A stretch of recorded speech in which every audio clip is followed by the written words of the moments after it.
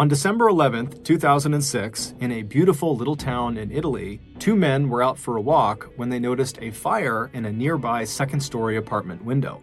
They quickly ran up the outside stairs to get to this apartment, but when they reached the open front door and looked inside, they froze. What they saw was nothing short of a nightmare. Today's story is about something called the Erba Massacre, and it is extremely graphic, extremely upsetting, and it involves harm to a child. So listener discretion is advised. But before we get into today's story, if you're a fan of the strange, dark, and mysterious delivered in story format, then you've come to the right podcast because that's all we do, and we upload twice a week, once on Monday and once on Thursday. So, if that's of interest to you, please offer to wash the 5-star review button sheets, but instead use them as beach blankets and then give them back. Also, please subscribe to the MrBallen's podcast wherever you listen to podcasts so you don't miss any of our weekly uploads. Okay, let's get into today's story. On the late afternoon of December 11th, 2006, 30-year-old Rafaela Castagna glanced out the upstairs window of her condo that was located in the center of Erba, a small and well-to-do town in northern Italy. The weather had been beautiful all day, but since she needed to go out to the store to pick up a few things for dinner, she reflexively was looking outside to make sure the sun was still out. When she saw that it was, she turned around, grabbed her coat off of a nearby chair, and then walked into the kitchen to say a quick goodbye to her mother and her 2-year-old son, Yusuf. Her mother, 60-year-old Paolo Galli, was sitting in a chair next to little Yusuf, who was busy drawing pictures at the table with thick-colored crayons. Rafaela gave her son a kiss on the head and then asked her mom if there was anything she needed at the store since she'd be there anyways. Paola, who was an attractive woman with light brown hair pushed behind her ears, looked up for a minute from Yusuf's scribbles and told her daughter that maybe she should pick up some clementines and a little cake for Yusuf. And other than that, if Rafaela got the loaf of bread and bottle of wine along with the vegetables they'd need to make pasta that evening, they'd be all set. Rafaela smiled and nodded, and then thanked her mom for looking after Yusuf for a bit, and then she turned and headed towards the door of her condo, where she took a shopping bag from the hook off the wall and slipped it over her shoulder. After calling out a final goodbye to her mom and son, Rafaela stepped outside of her apartment onto a narrow balcony that stretched the length of their 3-room unit. To her left was the stairway that led both down to the cobblestone courtyard below, and also there was a stairwell that went up to the attic apartment right above her condo, where Mr. and Mrs. Cherubini lived. Before heading for the stairs, Rafaela just walked forward and leaned up against the railing and surveyed the courtyard right in front of her. Her apartment was part of a very old complex of condo units clustered around this rectangular courtyard right in front of her where residents parked their cars. Some of the 7 buildings that made up this complex were 6 stories tall, while others were just 3 stories tall. Rafaela's apartment was located on the 2nd floor of one of the buildings that had 3 stories. It was a renovated farmhouse with pale stone walls that looked yellow in the afternoon sun. To her right, at the far end of the courtyard, was a gate that led out to a narrow road called Via Diaz that left the courtyard and wound around the outside of the condo complex and led down to the shops and restaurants in town. The single window in Yusuf's bedroom and the window in the master bedroom that Rafaela shared with her husband looked out over this road via Diaz, and Rafaela's son loved to stand at those windows hoping to catch a glimpse of a big truck as it drove by. From her perch on the balcony, Rafaela looked up and over the roofs of the condo in front of her. In the distance, she could see the purple outline of the Alps, the mountain range that separated her town from their neighbors, France to the east and Switzerland and Austria to the north. But like most of the other 16,000 or so inhabitants of Erba, Rafaela didn't really notice all the beautiful sights around her that made Erba and other small Italian towns popular to tourists. Instead, as she stood there at the balcony railing, all she could think about was just how happy she was now that her family had finally started speaking to each other again. For almost 3 years, ever since her relationship with her 25-year-old Tunisian husband, Azuz Marzouk, had started getting serious, her father and 2 brothers had basically stopped talking to her. Rafaela had always been more rebellious than her 2 brothers, and her family, who were all devout Catholics, had not been happy when she converted to Islam and married Azuz. But when Yusuf was born, Rafaela's mother saw just how much Azuz cared for the little boy, and it changed her mind about him. And in time, she fully accepted her daughter's life decisions, and from that point onward, she did her best to be the most supportive grandmother she could possibly be. And recently, Rafaela's father, Carlos, who owned a successful local furniture company, he had also finally started coming around too.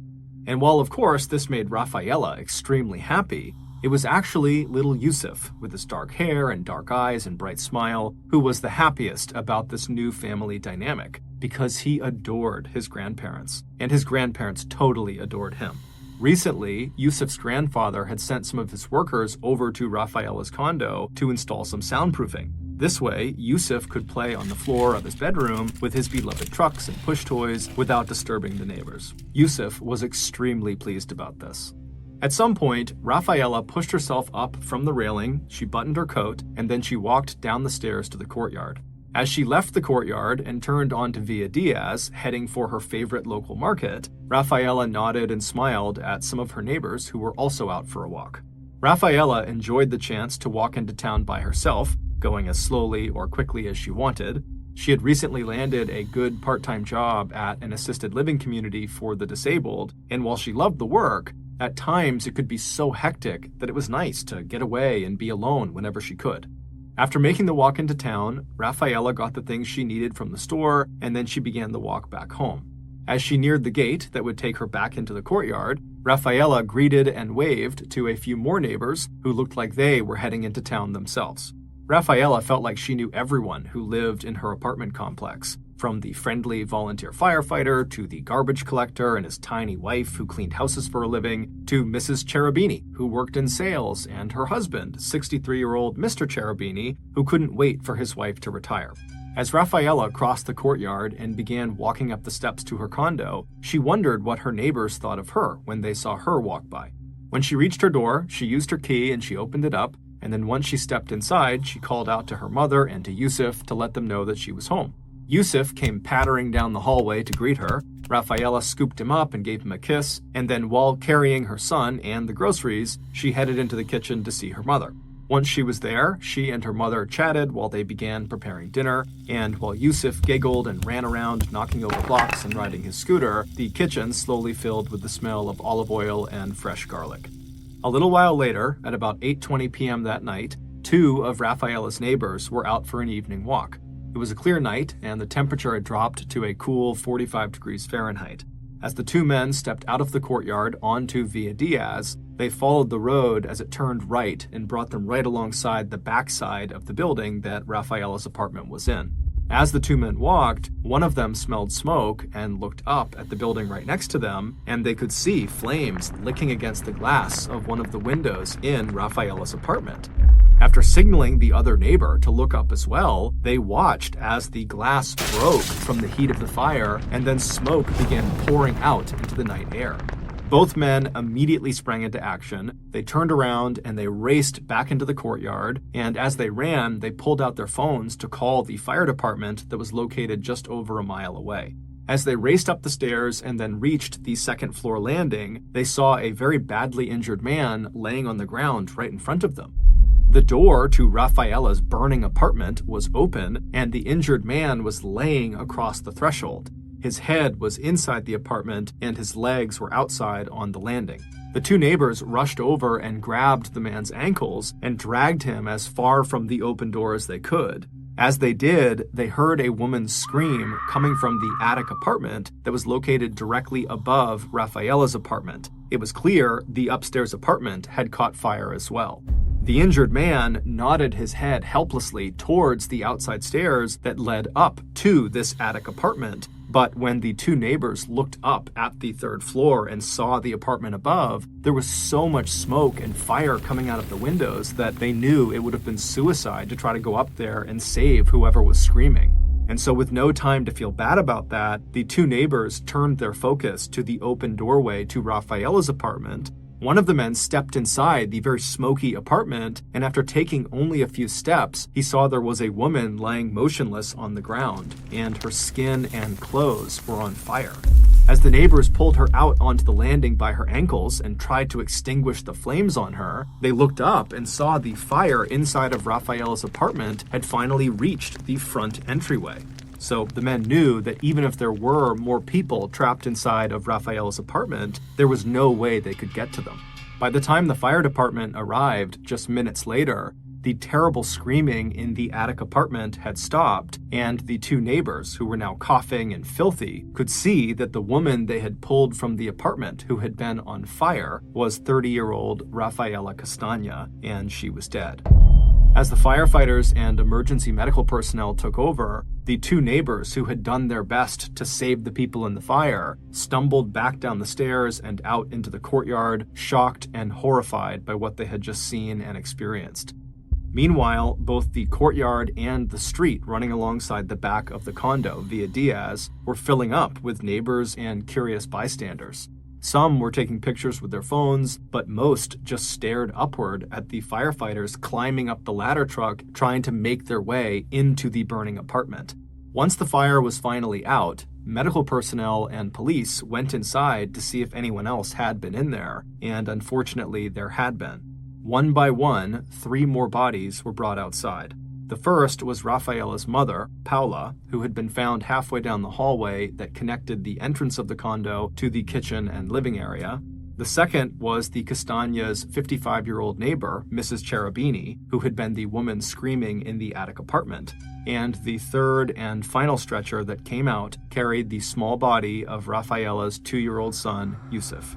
The only survivor, Mr. Cherubini, who had been pulled out onto the landing by the 2 men who first reported the blaze, he had been rushed to the hospital in the nearby city of Como, and it was unclear if he was going to survive.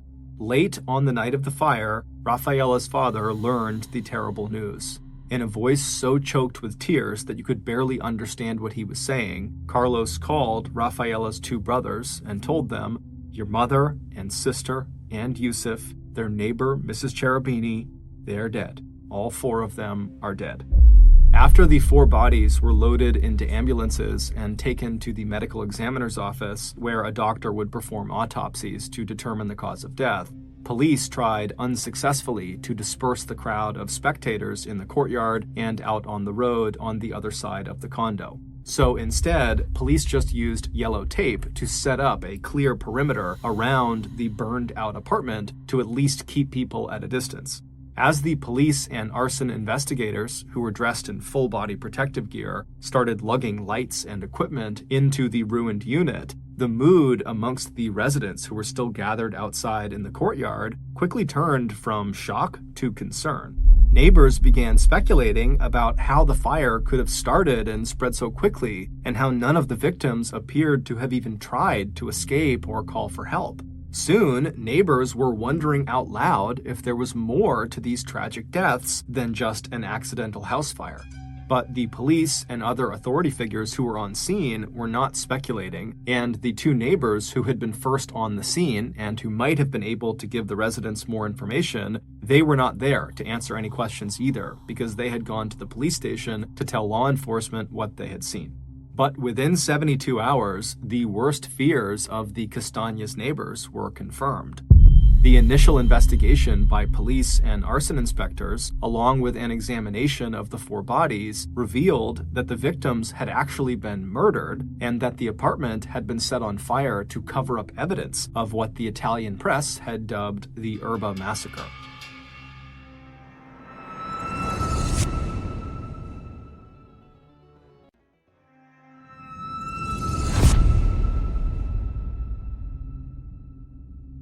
In the initial police reconstruction of the crime, Mr. and Mrs. Cherubini, the Castagna's neighbors who lived above them in the attic apartment, they had likely smelled smoke and had rushed down the outside stairs from their apartment to the Castagna's to see if something was wrong. But once they reached that second-floor landing, the Cherubinis must have stumbled into the perpetrator who had just killed Rafaela, her mother, and Yusuf and set the fire and was now trying to flee. And so the murderer must have seen the Cherubinis and attacked, first striking Mr. Cherubini down, leaving him for dead in the doorway, and then chasing Mrs. Cherubini back up the stairs into her attic apartment, where the murderer attacked her too, leaving her trapped and incapacitated before the fire killed her. Given that the first body found inside of Rafaela's apartment was Rafaela, and that the door did not show any signs of a forced entry, police suspected that Rafaela must have recognized the perpetrator and opened the door for them. The only person who could confirm or deny any of these details was Mr. Cherubini, and while he had survived the attack, after reaching the hospital, he had fallen into a coma, and so he had not been able to tell police or anybody what had actually happened. After the news broke about the murders, the police flooded Rafaela's apartment complex and began interviewing everyone. Did the Castañas have any enemies? Did you see anyone strange walking around the apartment complex that night? Did you see any of the Castañas that night? And if so, what were they doing or who were they talking to? But even as investigators carried out these constant interviews with neighbors and continued sifting through all of the evidence in the burned-out apartment for clues to the killer's identity, the investigators' real attention was actually focused on Rafaela's husband, Azus. He had not been home at the time of the fire, and his whereabouts were unknown. Police weren't the only ones to suspect Azus. As everyone in Erba seemed to know, Rafaela's husband had only recently been released from prison that year under a mass pardon by the government. Azus had been serving time for dealing drugs, and so the investigators and people in Erba were suspicious that his drug ties may have had something to do with the murders. And the Italian media seemed to think the same thing. And so they quickly began running these stories that more or less declared that Azus was either involved in the murders or that he was the murderer. But it would turn out Azus had a rock-solid alibi.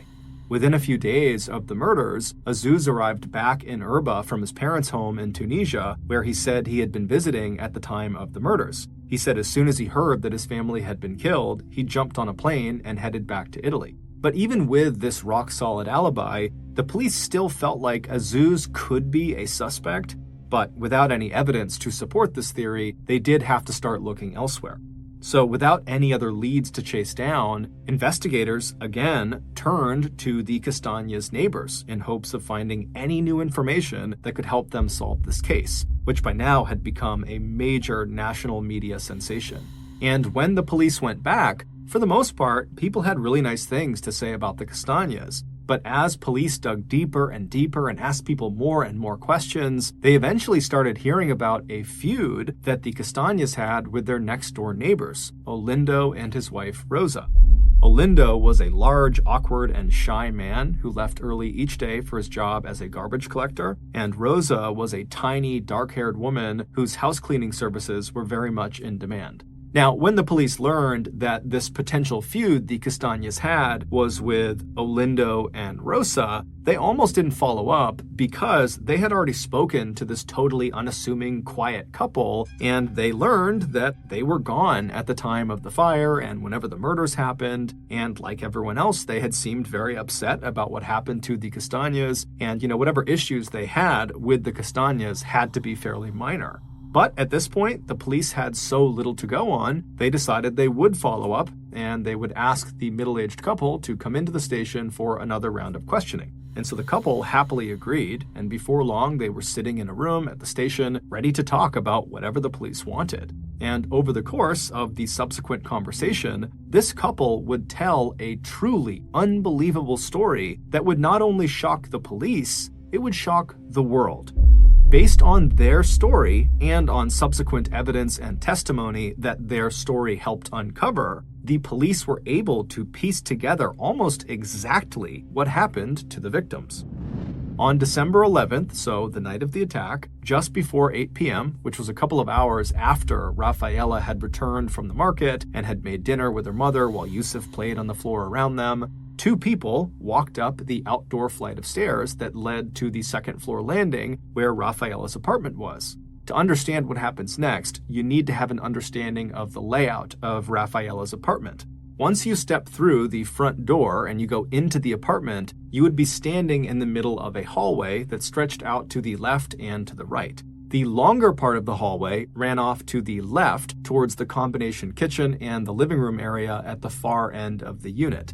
Between the front door and the living room kitchen area, there was another doorway on the right side of the hall that led into Yusuf's little bedroom. If you turned right when you first walked into the hallway after coming into the apartment, you would almost immediately come to a closed door that led into the master bedroom.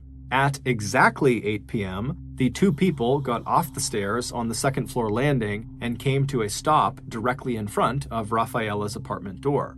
Once there, they each reached down and touched the outside of their coat pockets, confirming that what was supposed to be in there was still there. Then they each pulled rubber gloves from those pockets and spent a few moments pulling first one set of gloves onto each of their hands and then a second set. Once they were ready, one of these two people rang the doorbell, and then they both leaned forward a few inches, straining to hear the sound of footsteps coming towards the door so they would be prepared for when it opened. Less than a minute later, they heard Rafaela's voice on the other side of the door asking who was there. One of the two people out on the landing calmly identified themselves and gave their reason for being there. After just a moment's hesitation, Rafaela opened the door.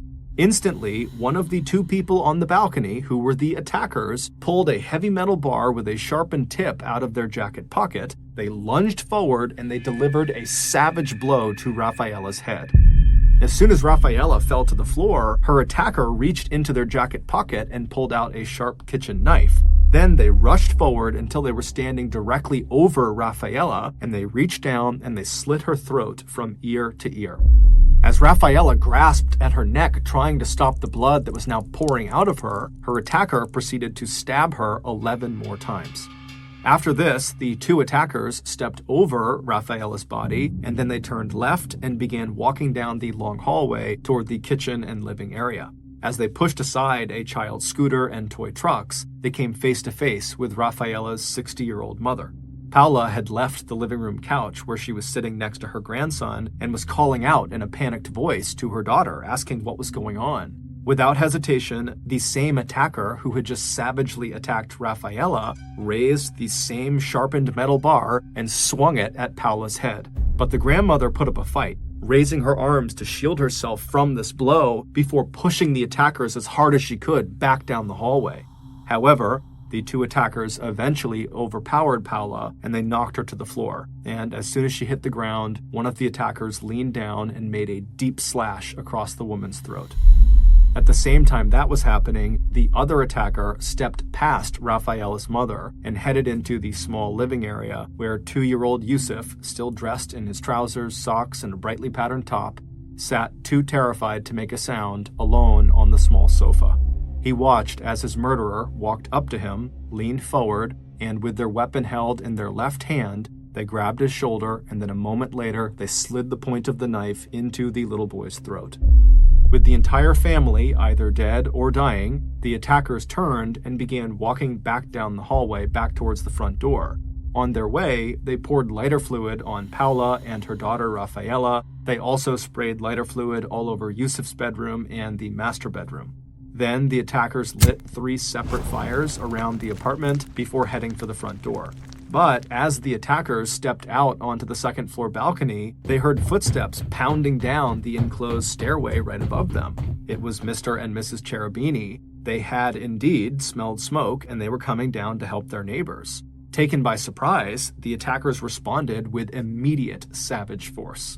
As one of the attackers slashed the throat of Mr. Cherubini, leaving him to bleed out where he fell, partway across the threshold of Rafaela's condo, the other attacker took off after Mrs. Cherubini, who had begun running, terrified, back up the steps to her attic apartment. By the time Mrs. Cherubini had managed to get back through the door of her own home, where police would find her dead, kneeling on the floor with her head in her hands, she had suffered 8 blows to the head and 34 stab wounds to her back and thighs. The only reason Mr. Cherubini did not die from this attack was because of a congenital malformation of his carotid artery that stopped him from bleeding out before emergency medical personnel had arrived and could take him to the hospital. By 8:15 p.m., the 2 killers had finished their work. They had stuffed their bloody gloves back into the pockets of their coats, they had gone back down the stairway that led into the courtyard, and they had disappeared. Just 5 minutes later, the 2 men who had been walking past Rafaela's apartment that evening along Via Diaz, they would look up and they would see flames and smoke starting to pour out of the second-story apartment window, and they would run back and discover the gruesome scene. The reason Olindo and Rosa's story was so shocking to police, and the reason it filled in all of these gaps about what happened, was because their story was actually just a detailed confession. The shy garbage collector and his tiny wife, who was obsessed with quiet and cleanliness, were the killers. Olindo confessed to killing Rafaela and her mother and slashing the throat of Mr. Cherubini. The details of Mrs. Cherubini's death are unclear, but Rosa would tell police that she remembered chasing Mrs. Cherubini back up the stairs, and as the terrified woman scrambled to get back into her apartment, Rosa recalled making an upward stab with her knife into the back of Mrs. Cherubini's thigh. As for little Yusuf, Rosa, showing no emotion, told police that she was the one who slit the boy's throat. When asked why they did this, Olindo and Rosa, who did not have children of their own and who seemed not only socially withdrawn but morbidly attached to one another, said that they could not stand the noise that their neighbors, the Castañas, made while going about their daily lives. And once Yusuf was born, the sound of him crying at night and playing with his toys and riding his scooter and sometimes screaming in toddler frustration was just too much for Rosa and her husband. According to a transcript of this confession, Rosa would say, "We just couldn't stand them anymore. He was always screaming and my head was exploding." Rosa and Olindo's issues with the Castañas came to a head on the afternoon of December 31st, 2005, roughly 1 year before the murders. On the second-floor landing right outside of Rafaela's apartment, Olindo and Rosa confronted Rafaela and her mother, Paula, about the noise coming from their apartment. And at some point during this confrontation, as Rosa swore and cussed out Rafaela, her husband, Olindo, wound up and hit Rafaela, knocking her to the floor, where she hit her head hard on the concrete. Before Rafaela could even get to her feet, Rosa and Olindo were hustling away back down the stairs, and as they did this, Rosa would call over her shoulder, "Do not dare report us or we will make you pay." But immediately after this assault, Rafaela contacted a lawyer and began talking about filing a complaint against the couple. Rafaela's father, Carlos, had tried to mediate a settlement between his daughter and this couple. He also had that soundproofing installed in Rafaela's apartment because he wanted his grandson, Yusuf, to be able to just keep playing like a little kid and not have anyone get mad about it. But nothing worked, and Olindo and Rosa continued to complain and cause problems. And so finally, not long before the murders occurred, Rafaela went ahead and filed a lawsuit against her neighbors. However, she did tell them she would drop it if they just paid her family 5,000 euros, or about $6,850. Furious and absolutely unwilling to pay, Olindo and Rosa decided that they would just have to murder the Castañas instead. On the night of the attack, so December 11th, 2006, when Rafaela came to the door and asked who was there, Rosa and Olindo called back and said that they were there to accept the terms of Rafaela's proposed monetary settlement, knowing full well, as soon as that door opened, they were going to murder Rafaela, they were going to murder her mother, her child, and anyone else who got in their way. After leaving the burning condo, Olindo and Rosa had gone back to their own home, disposed of their bloody gloves and weapons, they put their bloody clothes in the wash, they showered and dressed, and then they went out to a local restaurant so it would appear that they had not been around when the crime was discovered. But as Rafaela knew from her own experience, there are no secrets in small towns, and after the murders were discovered, many neighbors noticed that Olindo and Rosa did not seem all that upset about these horrible murders that had taken place, and they didn't seem remotely scared about the idea that there could be a killer or killers still on the loose. So that, combined with the fact that everyone in the complex knew about Olindo and Rosa's feud with the victims, had led several neighbors to tip off police that maybe they should look into this unassuming couple. And when the case against Rafaela's husband, Azuz, fell apart because he was totally innocent and had an alibi, this is exactly what the police did. Although the killers would later withdraw their very detailed confessions, the details they provided to police, combined with the fact that Mr. Cherubini would eventually come out of his coma and he would positively identify Olindo and Rosa as his attackers, was enough to send the couple to trial on October 12, 2008, almost 2 years after the Erba Massacre. At their trial, the police would explain that they bugged Olindo and Rosa's home with listening devices shortly after neighbors had brought up their suspicions around this couple. And so within days of the murders, Rosa was overheard on one of these listening devices saying to Olindo, "See how peaceful it is now? We can finally sleep well."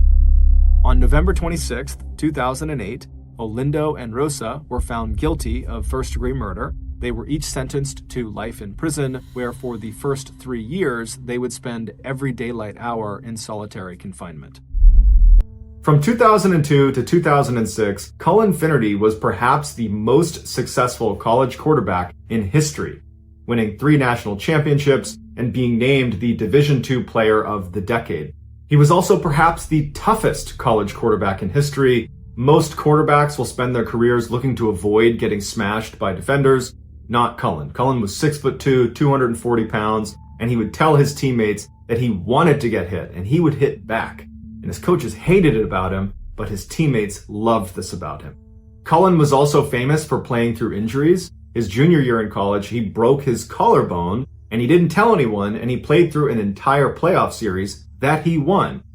After college, Cullen's professional football career was not nearly as successful as his amateur one. He played briefly for 2 NFL football teams, the Baltimore Ravens and the Denver Broncos, but when he wasn't getting any playing time and he just could see the writing on the wall that this was not going to be a match, he was not going to make it in the NFL, he left for Europe to play in a European football league.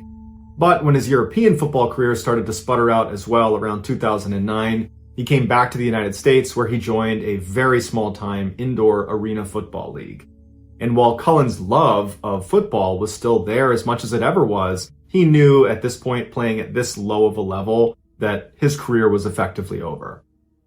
Around the same time that Cullen was hanging up his football cleats, he would meet Jennifer, who would become his wife. She was an all-state volleyball player and in many ways was just as competitive and as athletic as Cullen was. They were kind of like a perfect match for each other. They married in 2010, and Cullen, this big man, big-time quarterback, was shaking and crying at the altar because he was so nervous and excited about marrying Jennifer. Because I think this was a really big turning point for him, where he was basically putting football in the past and starting this new life and building a family with Jennifer, and he was really excited about it. The newlywed couple moved into a house together in Michigan where they had 2 kids, and Cullen landed a good job in medical sales, and by all accounts, Cullen was just hitting his stride post-football. On Memorial Day weekend in 2013, Jennifer's family was planning this 3-day fishing trip along the Baldwin River in Michigan, and the Finnertys decided they would join them. And so Cullen and his wife and kids, they rented a cabin that was going to be near the campsite that Jennifer's family was staying at. And for the entire weekend, it was just this great fishing trip where everybody had a great time and the weather was beautiful. And on May 26th, so the last night of this 3-day fishing trip, Cullen, who had recently purchased this pontoon boat that they had used for this fishing trip, he wanted to just go out one more time on his boat, this boat that he was really proud of, and fish for another 30-45 minutes before ending the weekend. So Cullen put on his waders and his jacket, he grabbed his fishing pole, and he had his family drive him to the stairs that led down to the water where his pontoon boat was. Before he walked down the steps, he turned and told his family that he'd be out for about 30 to 45 minutes and that he wanted to be picked up at the next boat ramp down the way and that he would call when he needed a ride. 42 minutes later at 9:27 p.m., Jennifer receives a phone call from her husband, and she's expecting it to be the call where he says, "Okay, I'm ready to get picked up." But when she answers the phone, Cullen is frantic. And he's telling her that he's being followed by 2 men in the tree line, that he's out on the water on his pontoon, but there are 2 men in the tree line that he can't see, but he can hear them, and they've been following him for some time. And before Jennifer can even get a word out, Cullen says to her that he's going to beach the boat and take his clothes off, and then he hangs up. Jennifer immediately tries calling Cullen back repeatedly, but he's not picking up. And so she's left feeling totally confused about what her husband has just told her. But what stood out to her was how scared he sounded on the phone. And fear was not something she typically associated with Cullen. This beast of a man, this tough football player, he didn't get scared. So for him to be that scared sounding and to be describing people basically stalking him, she knew he was in serious trouble. So she calls 911 and she describes where he is in the Baldwin River, and the police take her report and say, we'll send someone out right away. After Jennifer got off the phone with police, she called her family and told them about this really strange phone call from Cullen and how she had just called the police and she didn't know what to do. And so her brother tried calling Cullen and Cullen answered. And when he did, Matt said, hey, Cullen, where are you? And Cullen would say, I don't know where I am, but there's these two guys that are still following me. And Matt would say, are you still on your boat? Are you on land? And all Cullen said is, it's getting pretty rough out here. And then he hung up. Afterwards, Matt would call Jen and he would tell her about this phone call with Cullen, and it really didn't add any clarity to the situation.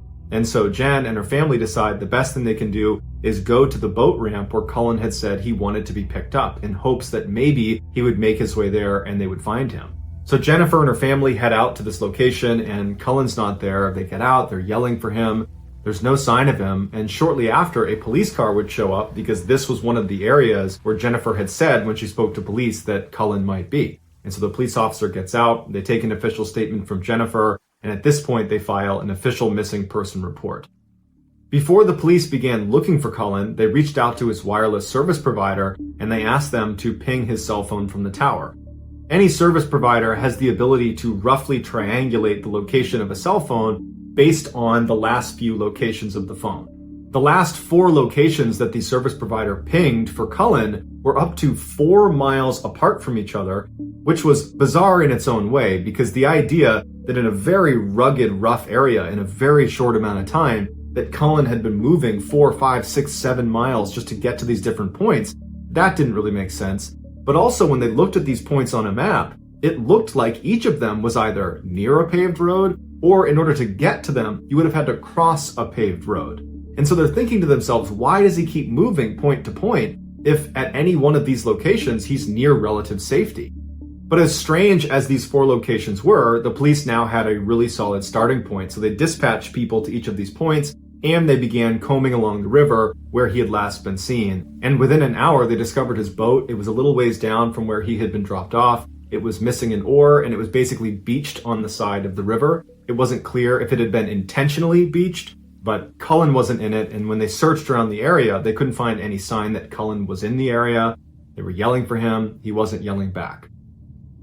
Interestingly, a man who owned property near where the pontoon boat was found reported to police hearing screaming or yelling coming from the area where the boat was found around the same time that Cullen went missing. But despite this piece of information, it didn't actually help them discover where Cullen actually went. For the next 48 hours, police and hundreds of people searched in the areas where his cell phone had pinged and along the river where his pontoon had been found, but there was no sign of him. Then, on the evening of May 28th, approximately 48 hours after Cullen had gone missing, they discovered his body. It was located less than a half mile away from a paved road, and it was situated in between those 4 points that the cell phone provider had given. He was laying completely face down with his right arm under his body and his left arm over his head, clutching some grass. When they rolled him over, he had some blood coming out of his nose, but besides that, there was no significant trauma anywhere on his body. Cullen appeared to be wearing all of his clothes. However, it was noted that the strap on his waders was really badly twisted. Now, if he had never taken his clothes off, that would have been something he would have fixed. It would have been very uncomfortable when he started this trip to go fishing. That would have been something he would have fixed. Now, he said to his wife on the phone that he was going to be taking his clothes off, which there was no explanation for that, but he clearly said that to his wife, and she reported that to police. And so some have speculated that between that phone call and finding him with the twisted strap on his waders, that indicates that perhaps his clothes did come off at some point over the past couple of days and were put back on again, either by him or by someone else. His cell phone had also been found in his front pocket, indicating that those cell phone pings had been his actual location.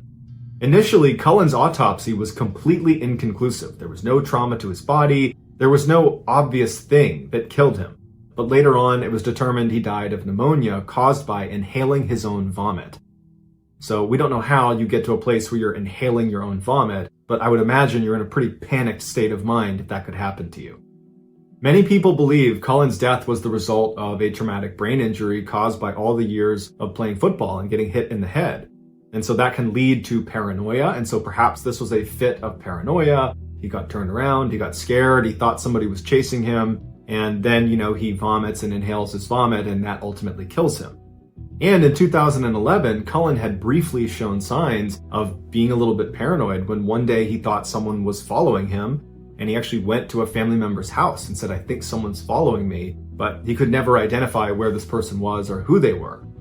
But even if this was a fit of paranoia and no one was following him in the woods, well, why didn't he stop on the paved road every time he crossed it? Because that would have represented safety. I mean, in 2011, when he supposedly had another fit of paranoia, his instincts were to go to a family member and to seek help. And so you would think his instincts in this situation would be similar. He would seek help, he would seek safety. But he continuously left safety. He left the road. He left his boat. His boat was safety. Why did he leave his boat? And even if we turn this around and we say, no, it was not a fit of paranoia, that he was in fact being followed by someone or something in the woods, well then why would that prompt him to call his wife and say, I'm going to get out of the boat and take my clothes off, and then proceed to walk 4, 5, 6, 7 miles in a very short period of time, crossing over a paved road at least 1 or 2 times and not stopping, not signaling for help? That doesn't make sense either. And what was that screaming that resident heard coming from the area where the pontoon boat was found? Unfortunately, there are many questions in this case, and the vast majority of them will go unanswered.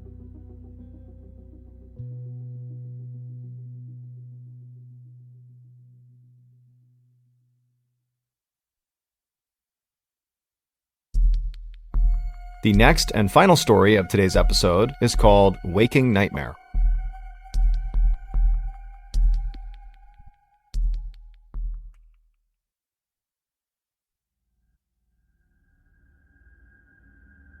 In June of 1982, 38-year-old Cindy Hack divorced her husband, Roy. As soon as she moved into another home in Vancouver, Canada, she felt this wave of relief come over her. Their marriage had become abusive and toxic years ago, but her newfound happiness would be short-lived. Only 4 months after leaving her husband, Cindy's waking nightmare would begin. It all started with a late-night phone call on October 7th, 1982. When she answered, the voice on the other side was raspy and angry sounding. It addressed Cindy by name and quickly told her that they planned on hurting her. And before Cindy could do anything, the caller had hung up. Cindy was horrified and didn't know what to do, so she did nothing. And then over the next few days, she received more calls from this phantom caller, and each of them began with this person addressing her by name and then threatening violence. And Cindy began to convince herself that this had to be some terrible prank, and so she continued to do nothing about it. One night, Cindy couldn't help but feel like she was being watched, and she looked into her living room and she noticed one of her windows was still open. At night, she would draw all the curtains in her house. And so she walked over to the window and she pressed her face up against the glass to look outside, and she didn't see anybody out there. And so she drew the curtains, turned around, and began walking back towards the kitchen when her phone rang. She hesitated, but eventually picked the phone up, and on the other side of the call was the mystery caller, who in a mocking tone told her that curtains weren't going to protect her, that they knew when she was home. This incident pushed her over the edge, and she knew this could not be some bad prank. This was real. And so she contacted the police, who made a house visit, but there wasn't any sign of a break-in or any sign of a crime being committed. And so after walking her property and feeling confident that she was safe, they told her that, you should really consider getting an unlisted telephone number. That way this mystery person can't keep contacting you. And so Cindy thanked them and would go on to get an unlisted telephone number. But not only would the calls continue, they would become more frequent, and in fact, the harassment in general only began to escalate. 3 days later, on October 15th, Cindy and her good friend Agnes were coming back from dinner to Cindy's house. And when they got there, they noticed that one of the front windows had been broken. And so they carefully walked onto the porch and realized the front door was actually unlocked and slightly ajar. They considered immediately leaving the property and just calling police, but they sat there for a minute and didn't hear anything inside the house, and so they decided they would just poke their head in and investigate. And so when they went inside, all the lights were off and there was no sign of a disturbance. It was totally quiet. But when they went upstairs, they found feathers all over the hall. And they followed those feathers all the way to Cindy's room. And in her room, all of her pillows had been ripped apart. And a key to her front door was laying conspicuously on her bedside table. The women fled the house and called police. But when they showed up, there really wasn't much they could do, despite knowing about Cindy's threatening phone calls she was getting. There was just no clear sign of who broke into her house and cut up her pillows. And so they told her that the best thing she can do is change her locks, make sure everything in her house stays locked at all times when she's home, and if she notices anything out of the ordinary, to call back. Over the following few days, Cindy got more threatening phone calls and began waking up to threatening notes laying on her front porch that had been made from newspaper and magazine clippings. This led to the police launching a larger investigation into the matter. An officer named Pat McBride, who had been on the force for 8 years, began checking in on Cindy almost daily. And very quickly, Pat and Cindy developed a romantic relationship, and Pat actually moved into Cindy's house while he was investigating this case. As soon as Pat moved in, the harassment seemed to stop. But just a couple of weeks later, in early November, Pat woke up one morning at Cindy's house and discovered that her phone lines were dead. When he went outside to investigate, he discovered that the lines had actually been cut, and he found a pair of wire cutters laying on the ground. Over the following month, in addition to the threatening phone calls and notes left on her porch, Cindy began hearing somebody walking around outside her house at night, but she was always too terrified to go to the window and look outside to see who it was.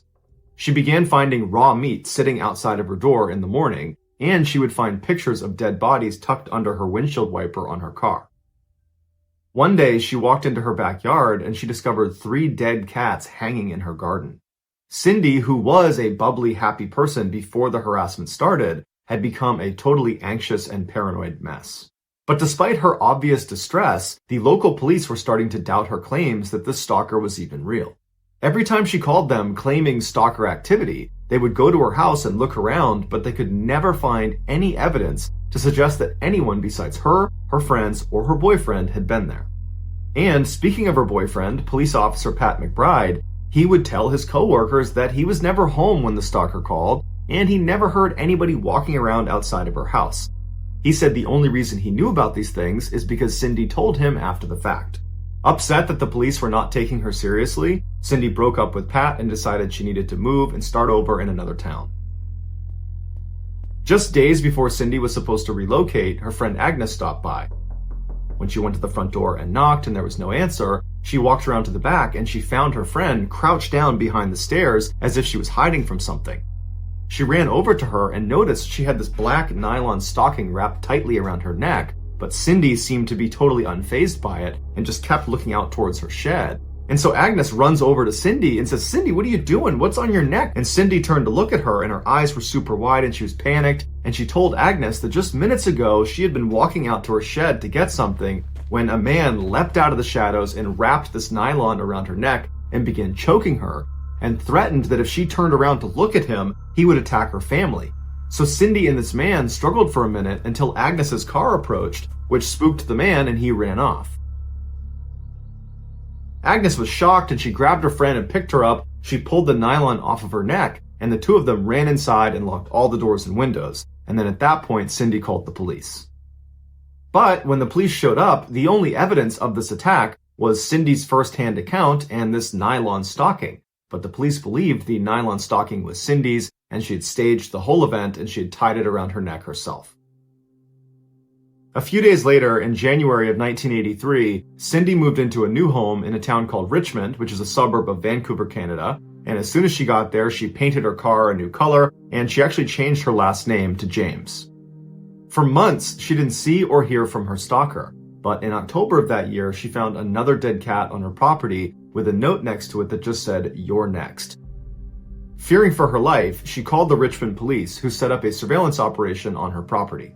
But for months, despite dozens of officers watching her house at practically all hours, they never ever saw any stalker activity. But as soon as the officers left for any amount of time, when there was a gap in surveillance, Cindy would call the police and report stalker activity. In time, this town's police department also began to suspect that Cindy was fabricating the stalker story, and they told her as much. Now, blatantly knowing the police were not taking her seriously, Cindy hired a local private detective named Ozzy Caban to look into her case. Immediately, he installed floodlights all around her property, and he gave her a two-way radio to place inside of her house that constantly broadcast back to Ozzy. That way, if she was in trouble, he would know about it even if she couldn't get to the radio to actually tell him. He also installed a panic button inside of her house that would send an alarm to him as well as to the police. In January of 1984, after only being on the case for a couple of weeks, Ozzy heard some strange sounds coming across the two-way radio. It sounded like there was some sort of struggle happening in Cindy's house, and so he tried radioing her to ask what was going on, but he didn't get a response.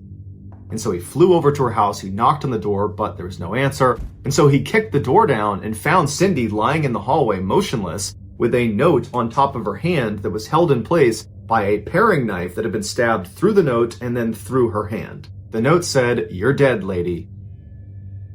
Cindy also had a black nylon stocking wrapped around her neck. And so initially, Ozzy believed Cindy was dead, but he managed to find a pulse, and so he brought her to the hospital, and when she regained consciousness, all she could recall was feeling someone inject her arm with a needle, and then after that, she had no memory of the attack. The police, believing Cindy had staged the attack, did not bother to take fingerprints at her home or on the knife or on the note. Ozzy, on the other hand, believed his client was telling the truth. He didn't believe Cindy was physically capable of injecting herself in the area where the needle had entered her body. The angle was nearly impossible to achieve on her own. Once she was released from the hospital, the police, despite believing she was lying, continued their surveillance operation of her property. But like always, nothing ever happened when any of the officers were on duty. The stalker activity only was reported after they had left.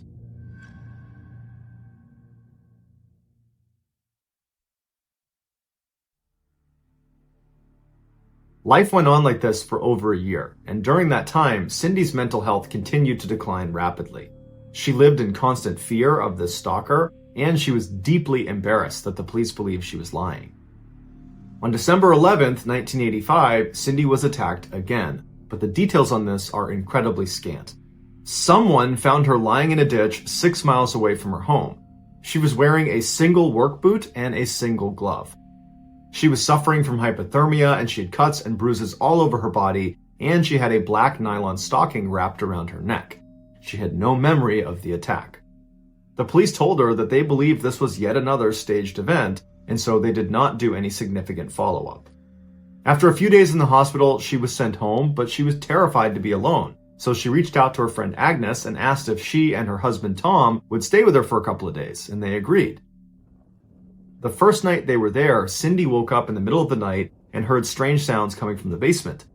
She woke up Agnes and Tom, and they heard the sounds too, and so they went down to the first floor, they opened up the door to the basement, and they looked downstairs, and very clearly there was a fire raging in her basement. And so Cindy immediately ran to the phone to call 911, but they discovered the phone lines had been cut. And so Tom ran outside to try to find a neighbor to call 911 for them, and when he went outside, he found a man just standing there in front of the house watching it. And Tom yelled to him, "Hey, you need to call 911, this house is on fire." And this man, without saying a word, just turned and ran down the street. And that man was never identified. Finally, Tom did get a neighbor to call 911, the fire department arrived and they put out the fire, and then after an investigation, they determined that the fire had been set intentionally. This was an act of arson. And the police said there was no signs of forced entry anywhere around the house, which means someone who was already in the house had to have started the fire. And they specifically said Cindy had to have started the fire because she stages these events all the time because of this stalker delusion she has. Agnes and Tom denied this claim, saying they never heard Cindy walking around at night, and she would never jeopardize their lives. After this event, Cindy became extremely depressed and had to be hospitalized. And for 10 weeks, she was under intense psychiatric care. But at the end of those 10 weeks, the doctors determined that she was not a threat to herself or to anyone else, and so she was sent home. It was at this time that Cindy went to the police and said that she thinks Roy, her ex-husband, was behind all of the attacks. Police immediately brought Roy in for questioning, and he emphatically denied all allegations, saying he had nothing to do with it, and in fact, he had been the victim of this stalker that was going after his ex-wife. He said he got a number of these threatening phone calls, and one time when they called, they left him a voicemail, and he played it for the police.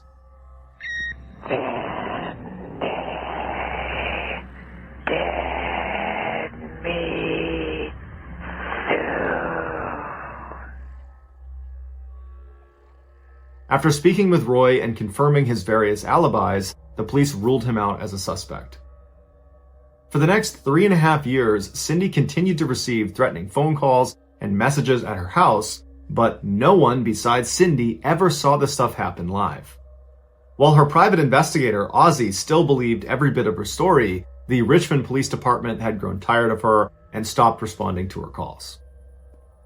On the evening of May 25th, 1989, Agnes showed up at Cindy's house for their scheduled game of bridge. When she knocked on the door, there was no answer. And because Agnes and Cindy were very close, Agnes tried the front door, it was unlocked, and so she let herself in, thinking Cindy must be upstairs taking a shower. But when she stepped inside, the house was totally silent. And after a couple of minutes of no commotion upstairs, Agnes began searching the house for her friend, and she discovered that Cindy wasn't there, and so she called the police. The police launched a search and very quickly found Cindy's car in a parking lot at a local supermarket. And when investigators went over the car, they discovered there was blood on the outside of the driver's side door. The contents of Cindy's purse, including her credit cards and ID, were scattered about on the ground near the car. And then in the trunk of the vehicle were the groceries that Cindy had recently purchased. But despite her car being found, there was really no indication of where she went next. Her friends and family believed she had been kidnapped by her stalker, and the police believed she was staging yet another event. But regardless, no one could find her. 2 weeks after her disappearance and 1.5 miles away from where her car had been found, a road worker had drank too much coffee and needed to use the bathroom. But where they were working, they did not have a portage on, and they were not near any local businesses that might offer public restrooms. The only area that offered any privacy was the abandoned building that was right near their worksite. And so this worker told his crew where he was headed. He turned and began walking across the totally overgrown front yard of this property. And as he began walking around the side of this building, he smelled this horrific smell, like one of the worst smells he'd ever smelled in his life. And he assumed that because this property was abandoned, maybe people were dumping their trash on it somewhere and it's a hot day and that's why it smells. But either way, he wrote it off. He walked around to the back of this building. He found a good spot. He relieved himself. He turned around and began walking back along the side to go back to the road when he stopped, because he saw something lying near the side of the house that he was surprised he hadn't noticed on his way in. He couldn't really see what it was because the tall grass was obscuring his view, and so he took a couple steps forward to get a better look, and when he could see clearly what it was, he stopped. Because laying in front of him was a clearly deceased woman laying on her side with her hands and feet bound behind her back, and around her neck was a black nylon stocking. It was the body of Cindy James. Despite the nylon around her neck, the autopsy revealed she did not die from strangulation. She died from an overdose of morphine and other drugs. The police brought in a not expert who was easily able to put himself in the same position that Cindy was in and tie himself up.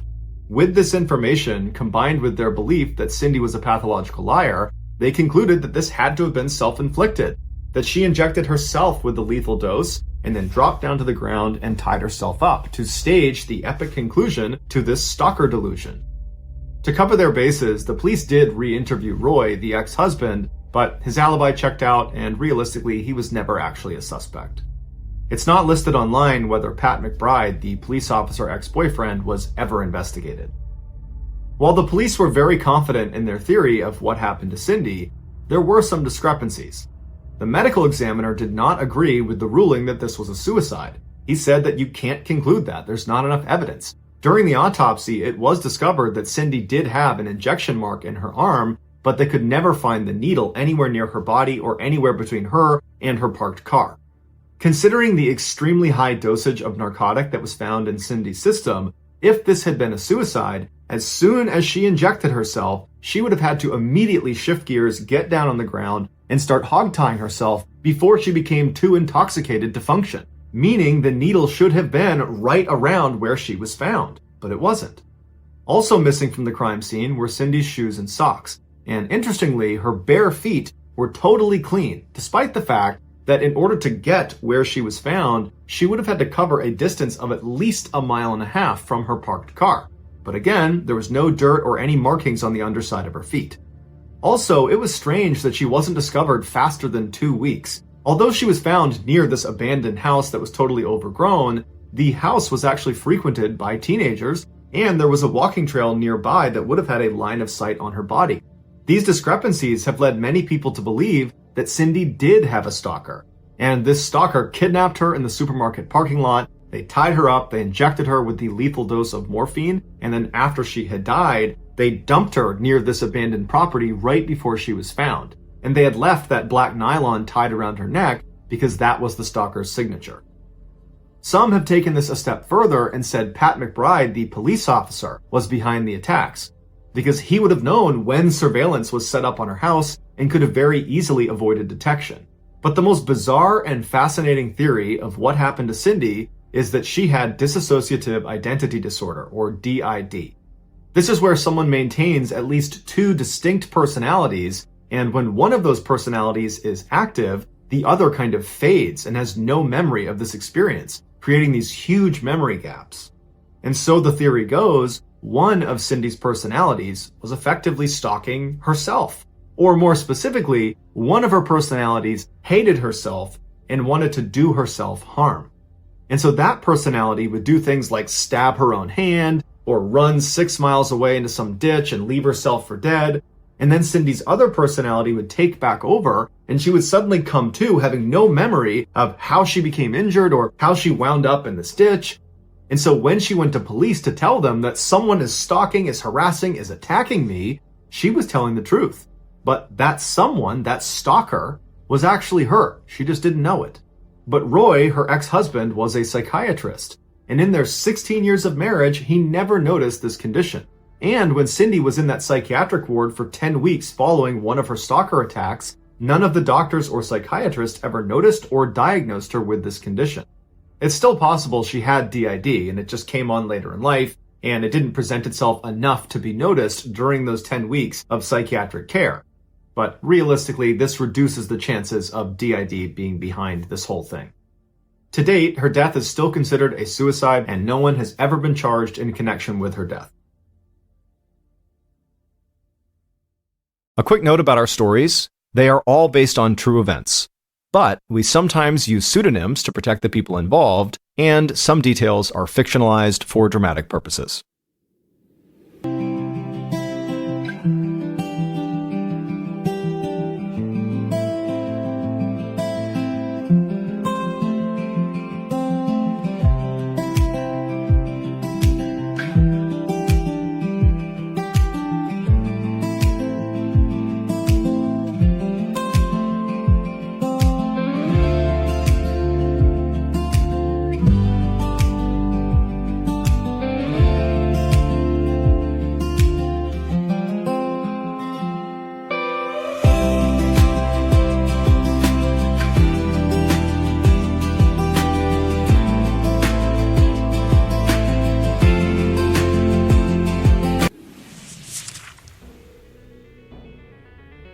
Thank you for listening to the Mr. Ballin podcast. If you enjoyed today's stories and you're looking for more bone-chilling content, be sure to check out all of our studio's podcasts.